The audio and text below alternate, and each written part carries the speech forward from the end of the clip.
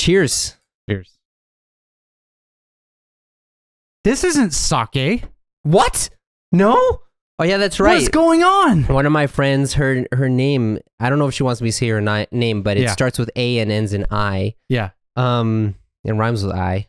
She gave us this Captain Crow Pale Ale because she knows you like beer too. Yeah. Austin, how is it? Terrible. I love this. I love this. It is really good. I've had this before. So I've seen this beer before here in Japan. Yeah. I've only seen it at like craft beer places. So like I've known that it's made in Japan, but I haven't tried it before. Yeah. And I'm happy we get to try it now. Yeah. I have to say, I feel like so I'm not like a huge IPA guy. Yeah. And in America is the land of the IPAs. Yes. But here you can get a lot of really good pale ales too, which is something I like. But yeah, we're going to finish this. This isn't going to take us too long. And then we're going to move on to another sake gift from one of our fans, Hiromi. I think she's from Fukuoka, I think. Let's see, I'm not sure. We'll dive into this a little bit more. This is this is in Fukuoka. Yeah. So we'll talk about it. Down where my family's at. Yeah, in Kyushu. Yeah. But Austin, what are we going to talk about today? We are going to talk about something that I think a lot of people pretend not to exist here. Yeah. That's homelessness. Homelessness. Yeah. Which someone we know, I'm not going to say names, Austin, said that there's no word for homelessness in Japanese. So if you guys know the word for homelessness in Japanese, let us know. I know of homuretsu, but if there's like a jukugo phrase, let us know. Yeah, it's So I think first maybe let's introduce like what homelessness is like in the US. Yeah, let's talk about our experiences with homelessness before coming to Japan. Yeah. So homeless people are a massive, and I really can't undersell this. It's a massive problem in Seattle. Yes. Like, basically, like I'll kind of explain what happened. So a lot of homeless people, turns out, really like staying in places that are warm. Stay in places that are warm. Yeah. Freezing to death while you're sleeping outside is often not something people want. It's not very beneficial. So a lot of homeless people move to California, right? California doesn't want homeless people. Because there's a lot of homeless people already there. Yeah. So in their ingenious decision-making, instead of, getting to the root of the problem, what they instead decided to do for probably the past couple decades is bus homeless people to other states. Okay. And one of the places that homeless people often get bused to is Seattle. Yeah, well, actually, that is a good strategy for reducing homelessness in your state. Yeah, you just send them to somebody else. It's like, that's not my problem. It's like putting the dirt under the carpet. Yeah, exactly. So what, like, it was pretty crazy because I remember, like, I grew up in the 90s. I was born in 1990, right? And I remember as a kid, like, you would see, like, a homeless person, you know, especially if you go to Seattle, like, every once in a while, you'd see, like, a homeless person on like, a street corner. And then I remember, like, when I got a little bit older, when I was about 10, like, in 2000, it became more common. Yeah. You would start to see homeless people in, like, smaller towns. But it was always, like, still very rare thing. They would be, like, on the side of, like a highway exit. Yeah. Right? And, you know, they would be holding up signs, because usually homeless people in America, they'll hold up signs. Some of them are lies, some of them are truths, but the most common signs you'll see is like, I'm a veteran, and please give me money, or you know, I have a family and I have 2 kids I'm trying to feed for, please give me money. Yeah. You know, and you know, it was kind of interesting because I feel like a couple years later, some homeless people started getting more creative, and they would kind of joke about, like, need money for beer, like, you know, and it's probably true, but like it's like the honesty is like kind of funny. It's like, ah, man, okay, you made me laugh. Here's some money. Right. And so they're very open about asking for money in America. As things progressed, I think in like 2008, 2010, are you familiar with Tent City? Yeah, Tent City. Yeah. Yeah. So I mean, they had Tent City in UW in the U district for a while. Yeah. So Seattle was one of the host cities for Tent City, and so Tent City was what is it? Yeah, it was this stupid plan. I don't even know who came up with it, but some people who, in my opinion, were trying to profit off homeless people through the guise of setting up a place for them to live. But yeah, so basically it's like these big designated areas that the local residents had no vote in whatsoever. Really? Nope. Wow. That's people were furious, man. Yeah. Because I mean, do you want like 200 homeless people? Well, to you suddenly haven't live actually described what it is. What is it? So basically, it's this big area, and there's these like portable like tent houses that are set up, and the idea is it's like, look, these are there to give people a place to live, right? It's like, look, it's not a permanent thing, but it's like it's better than you sleeping on a sidewalk, right? And you know, the idea is like they would give them a place to live. There would be access to like medical care, rehabilitation, and like, you know, it would be kind of like a rehab program to try and get these people back on their feet, right? And they just put these places up. Yeah. And that was a big reason why they ended up getting torn down, because people were pissed, man. Yeah, I gotta say, just from my experience. So I went to UW, the University of Washington in Seattle. The first time I went there to check out the campus was in 2008. Yeah. Then I went to school there in 2009. And I remember when I went to school there in 2009, you know, kind of above like the northern part of the campus before you get to Greek Road, there's kind of like this parking lot area of the Episcopalian Church, whatever. Yeah. And I remember when I came back in 2009, there were a ton of tents there. Yeah. And I was just like, what is this? And I asked someone, I'm like, what is this? They're like, oh, that's a tent city. What? Yeah. What's that? They're like, oh, just the homeless people got put there. Yeah. Like, well, who put them there? The city. Yeah. But so the city said, oh, the homeless people will live here? Yeah. Yeah. And it was so strange to me because like, because for the longest time for me, like homelessness is something that you should try to get rid of. Yeah. Yeah, right. But it seemed like in Seattle, people were just like, hey, it's okay. Let's just all be friends. Yeah. And so, like, these people weren't, like, the residents weren't, like, given, like, a vote of whether or not they wanted them there. And so, like, everything was just kind of thrust on people. Yeah. And Tent City, it moves every once in a while. Yeah. Yeah, they do move. But a lot of the time they were put up in like residential areas. Yeah. And it's like, you know, it's pretty understandable if you're a family, like you don't want a homeless person next to your kids. Yeah, right. It's like, yeah, most homeless people probably aren't dangerous, but like, dude, you don't know. Yeah. Like, I don't want strangers living next to my children. I'm sorry. Yeah, although I got to tell you, man. So yeah. So so just kind of give you a little bit of background. So my experience with homelessness is quite varied, because my first encounter, and this is going to lead up to what I'm going to say in Seattle, but you know, I was born in Germany. Yeah. I lived there till I was 7. And my experience with homelessness up until then was, you're at a cafe and this old lady in a hijab, because she's mainly Turkish, you know, in Germany, comes out and asks for some money. You ignore her. Yeah. And like, she comes to your table, because it's outside seating. She comes to your table. You ignore her. She goes over to the next table. She gets ignored. She goes over to the next table, gets a couple euros. Just kind of like goes through like that. Or they come with a rose saying, hey, do you want to buy a rose? Whatever. So that was my experience. Then when I go to, and sometimes they would be on the side of like sitting on the sidewalk, be like, I need food for my family or whatever. Yeah. But then in Boston, homeless people would like hang out and kind of keep to themselves. Like sometimes they'd come and ask for money, but they were never really pushy. Yeah. But then when I went to Seattle, I met so many like super pushy people. Yeah. And like people who, it almost seemed like they were choosing to be homeless. Because I remember, just to tell you, so I was in, what do you call the Pioneer District? Is that like that area? So I was chilling in the Pioneer District in Seattle, and there was this one old lady who was coming up to me, and she was just saying, I haven't eaten anything in like 2 days. I'm starving. Can I have a little bit of money to get a sandwich or something? And, you know, as a tactic to not give money to homeless people, I'd only have a card on me, like a debit card. Said, sorry, I don't have any cash. I only have card on me. She said, then go to a cash machine. Yeah. I was like, what? Dude, it's like you just got to understand that Seattle is such a pretentious city. Even our homeless people are pretentious. They expect.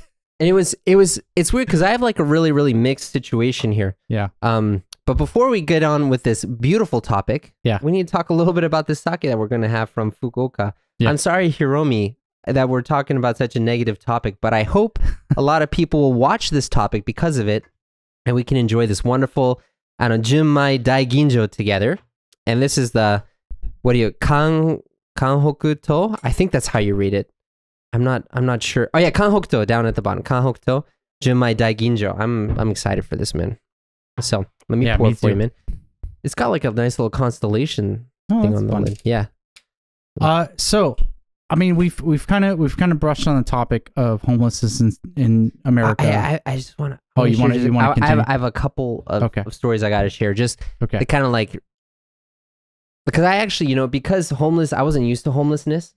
So like the way it is in Seattle, first,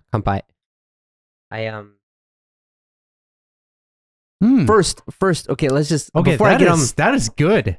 Hiromi, can you send us another one? Yeah, my God, this is really good. This is great because I like fruity. Yeah, and you like more of like sake with a punch. Yeah, and this is like the perfect melding of both of them. Yeah, I think I may have found like a new favorite. Oh man, the only thing that I regret is that we didn't cool this. Yeah, it would have been tasted even better chilled. This would be even better chilled. But this is really good. My God. But I got to tell you, normally I don't really like sake that's not chilled so much, but I still like this one a lot. Honestly, yeah. So, this is amazing. Yeah. God, I should go to... here's the website, kanhokuto.com. I should go to Fukuoka when I'm down in Kyushu. Seriously, Hiromi, nice choice. Yeah. And Wai-san, who brought it here, thank you very much. This is... I think I found a new honestly, this immediately went up to a top 3. Although I gotta tell you though, I don't know the price. If this is too expensive, that's gonna knock it down a bit for me. But I mean, sake isn't wine; it's not as expensive as wine. But anyways, now that we have this great thing, I want to just share like a couple more vignettes, just to kind of give people an image of homelessness in America. Do you have any like interesting experiences with homeless people? I don't have a positive one, no. Okay, well, I have two. I have a positive one. I have a really negative one, but it's kind of like a family thing, so I don't want to get into that. No, that's fine. So I remember there was this guy on 45th and the Ave, because a lot of homeless people, because I would talk to a lot of homeless people, be like, hey, what brought you here? And they say like, oh, I had this issue with drugs, or I'm gay and my family threw me out or something. Yeah. And I saw like a lot of like mentally disturbed people out on the streets. And I think there's a reason why the people are homeless. But then it was so confusing. There was this one like giant black guy that was like he was like a mountain, and he would just sit on the corner. He would stand on the corner of 45th and the Ave and just say, "Spare change, spare change, spare change, spare change, spare change." Everyone going by. And then like I remember one time someone was walking by with like a pizza and they were like eating it. Like, can I have a slice of pizza? And they're like, yeah, sure. And they just gave him a slice of pizza and he ate it. And I remember going over to him like, dude, so how long have you been here? Because I wanted to talk to him like, what's going on? No, man, I'm not for that. Spare change, spare change, spare change. Like, dude, do you need to get a job? Do you want to get a job? Nah, dude, I'm not interested in that. Spare change, spare change. And like that was like a really crazy thing. And then another one, I remember.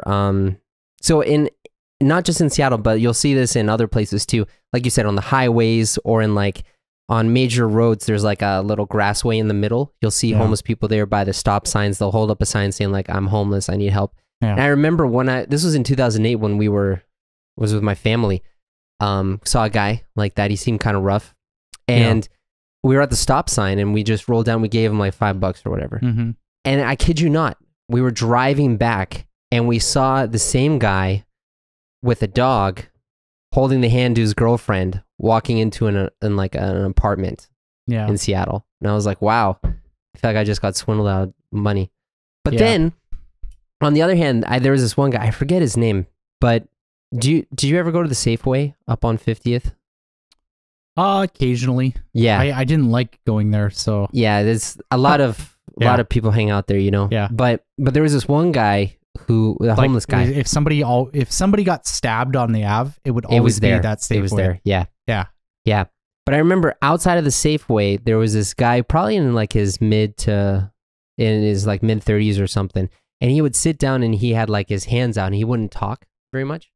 But he was always there and he wasn't pushy at all. So I remember sitting with him, talking with him and asking him about his life. He's like, yeah, he really kind of opened up to me and I gave him some money sometimes, but it wasn't like he was trying to give a sob story. So I gave him more money.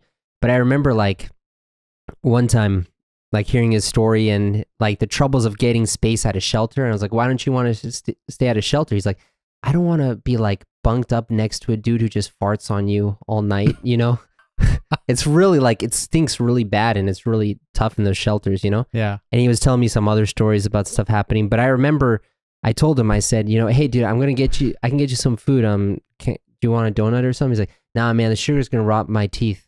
If you get me some, can you give me an apple or something? Yeah. Like, oh, that makes a lot of sense actually. And so like there's some people who are really homeless who are just trying to get by, but like kind of a mixed bag, you know? Yeah. But homelessness in Japan. So we got homelessness here in Japan, and I think a lot of people kind of just pretend they don't exist. So when you first came to Japan though, and you've witnessed homelessness, like what were your first thoughts? Hey guys, we're interrupting this awesome podcast with the two of us to tell you about a really special thing. It's called the Austin&Arthur Friends. In the Austin&Arthur Friends, you're going to get this video with English and Japanese subtitles. 日本語と英語の字幕両方ついている動画もゲットできるんですね。You can also get a PDF script so you can read along with it.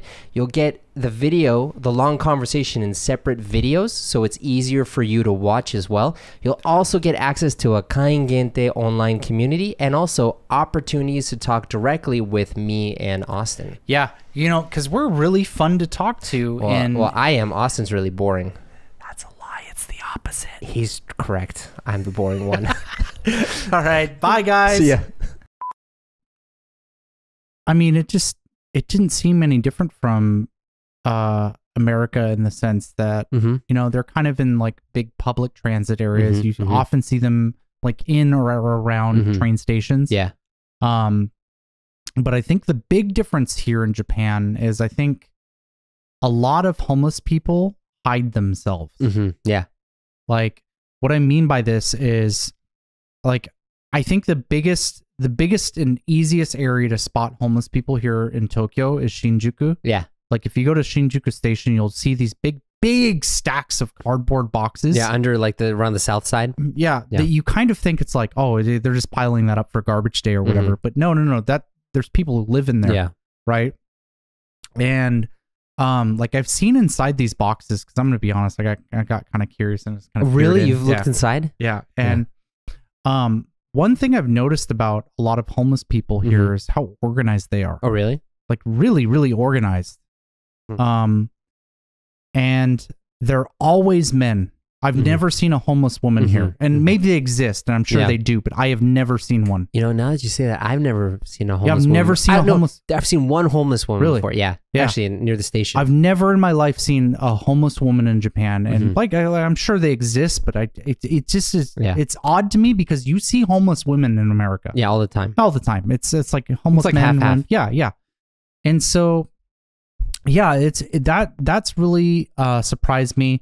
But I feel like there's also like different kinds of homelessness here because you'll see the guys like outside stations. They're often older men, and I haven't personally talked with any of them, but I've read stories that have kind of like interviewed these guys, and most of them are like former salarymen that either their wife left, took the house, and just abandoned them because like they didn't want to deal with them after they retired. Yeah. Or they gambled their money away or made bad business decisions and lost all their money, and their family was like, well, you're poor now, so see ya. Yeah. Yeah. So he kind of got like kicked out because they couldn't provide anymore. Yeah. Yeah. So I think that's a really common story for a lot of these people. But another kind of homelessness that I think is like basically invisible here is people live at internet cafes. Yeah, manga kisa, yeah. Yeah. That's just a thing that people do here. Yeah. Right? And so like basically you'll have people living in these cafes and they will be working to get money to pay for the next day. Yeah. Right? Yeah. And the way that they do that is they'll like you often see like at the train station like selling Big Issue, like it's this magazine. Yeah. And that is only sold by homeless people. Yeah. Yeah, it's kind of like specifically to help homeless people. Yeah, in Seattle they had another thing, a same thing called like Real Change or something like that, and you'd see people doing that. One thing though that was really surprising to me is just how much homeless people here keep to themselves. Yeah. You know, I mean, there are some people who come up to you and ask for money, but the thing that I noticed is there's only been one time when someone has come up to me expressly asking me for money, and they didn't ask any of the Japanese people. They asked me because I think they're used to foreigners giving them money. Yeah. You know? Yeah. But yeah, it's like, it was so weird because I remember, so near the station where we're filming, there was a homeless lady who like lived here. Like she would be there all day and she'd get stuff at the konbini or something. And I remember in like a Facebook group, someone was for foreigners in Japan or Tokyo. They said, yeah, I'm living near the station and I see this old lady who's just living here. I really want to help her. What should we do? And it's like, well, she's not really asking for money. She's kind of living her life. Yeah. She doesn't have a sign or anything. She's kind of like moving where she wants. Like, what can you do? Yeah, it's kind of crazy. And you know, it's hard to really say my opinion because it's like at the end of the day we don't really know these people, so I mean, they could be trying to improve their lives, but that isn't really what I've seen.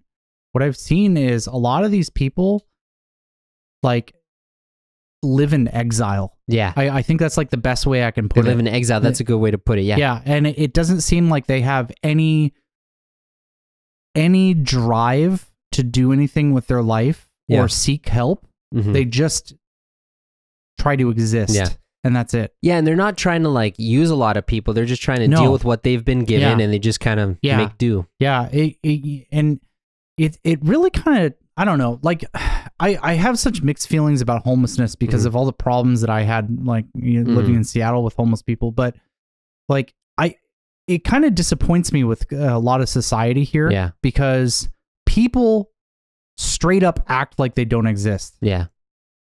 You know, and maybe that's a Tokyo thing. Maybe if you get in the countryside, people are a little bit more sympathetic of things, but man, it's hard to see that. It's like, it reminds me of, the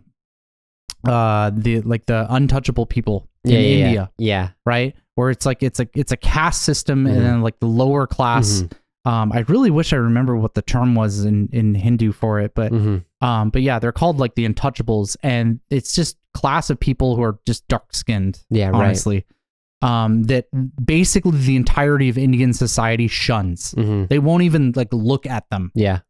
And I feel like that's really comparable with like homeless people here, where people will literally like step over them and pretend they don't exist.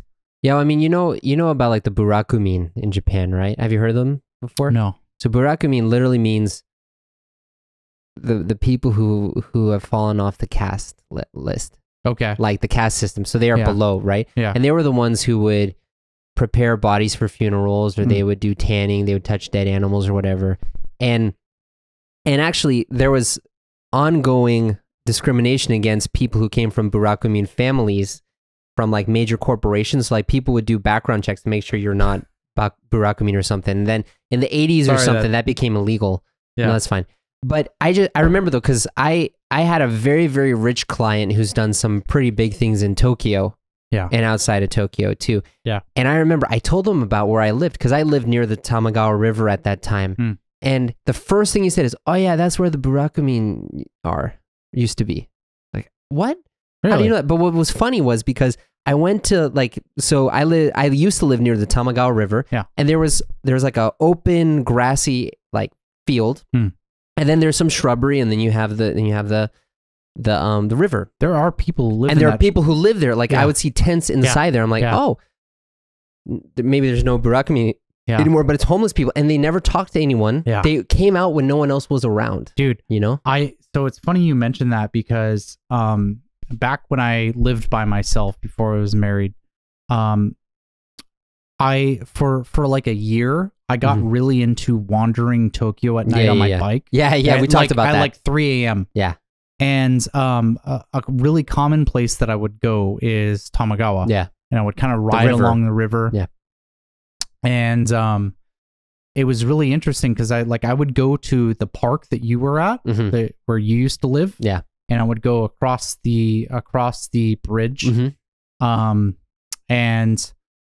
on the other side of the bridge, there's these like abandoned buildings, and there's these really tall bushes. Yeah. Like really, really big bushes, like, 30 or 40 feet long. Yeah. Like, and so I'd be riding my bike like in that park area, and all of a sudden, like, it creeped me out the first time I saw it because like I saw this like figure just stand up and start walking outside of this bush, and I'm just like, what the hell is going on? Oh my god, this is I'm in a horror movie right now. Yeah, right. And then like I'm kind of like watching this person, and I'm like, oh wait a minute, this is a homeless person. Yeah, they just appeared. Yeah.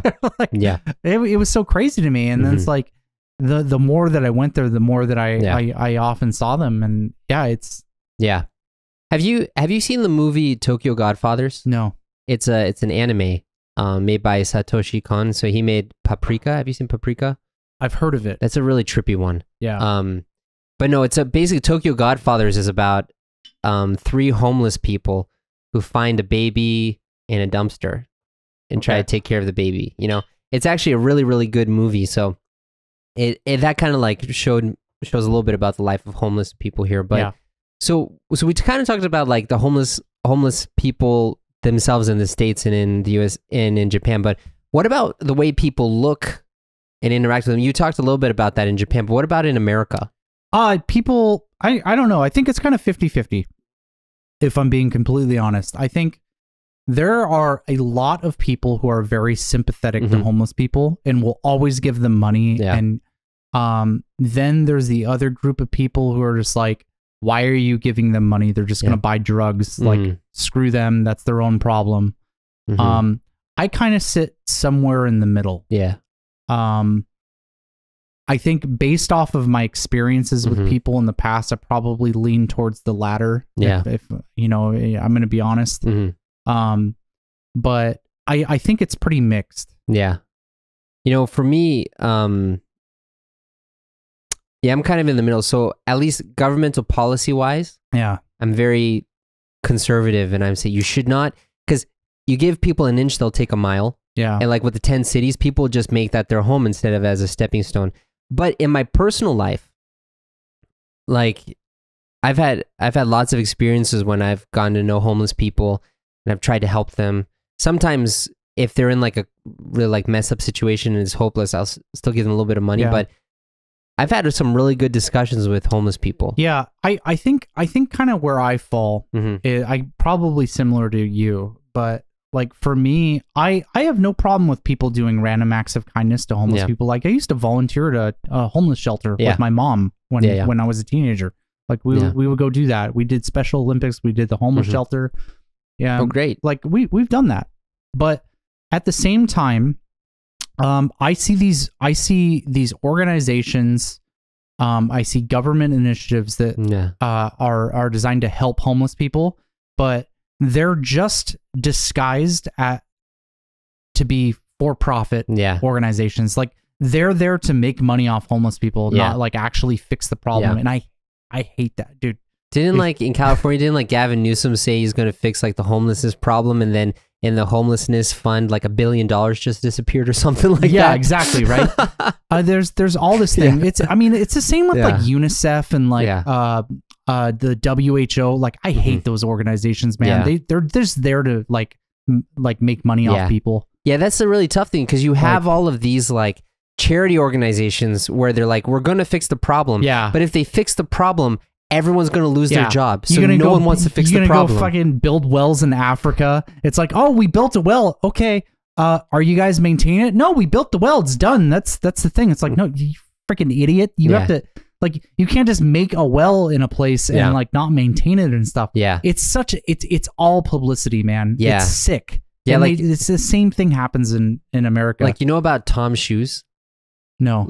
Tom Shoes, like the brand, how like when it was a thing where you would buy a pair of overpriced shoes here, and then they would send a pair of shoes over to like someone in Africa or Latin America or something. Yeah, like you that. think like Ngimwe in his in his village in like Nigeria is gonna get a pair of Nikes and that's just gonna like improve his life? No. It was like the same type of shoes. But here's the thing: what ended up happening is stupid. No, what ended up happening though was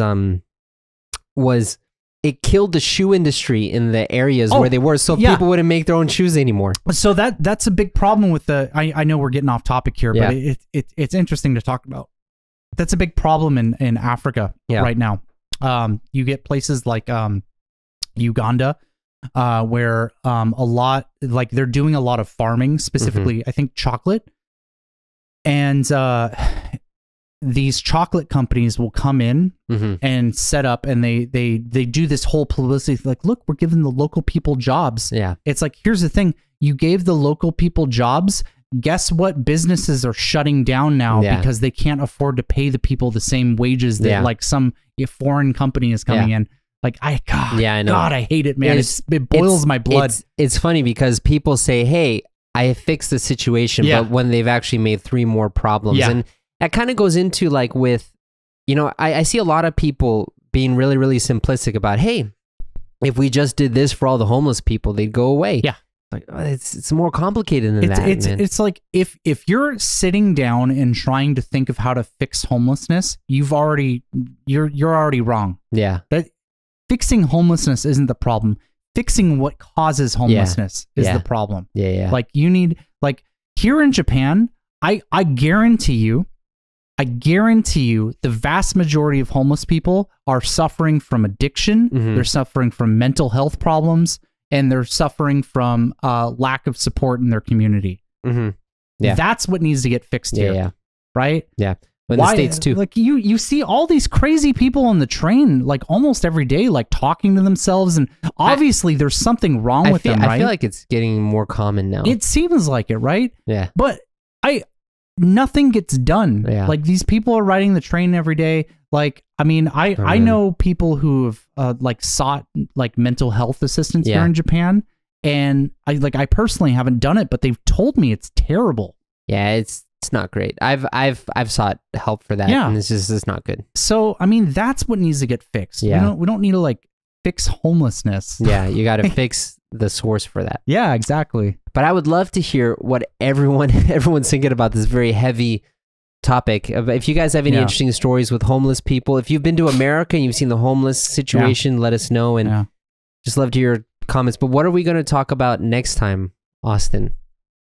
Oh man, something else is going to piss me off. Oh, what was that? Rapping. The rapping culture. Rapping culture here in not Japan. Like the rapping culture. Yo. Let me get that gift for you, dog. The package rapping culture in Japan, which I love. So this is going to be a great discussion. Yeah. See you next time.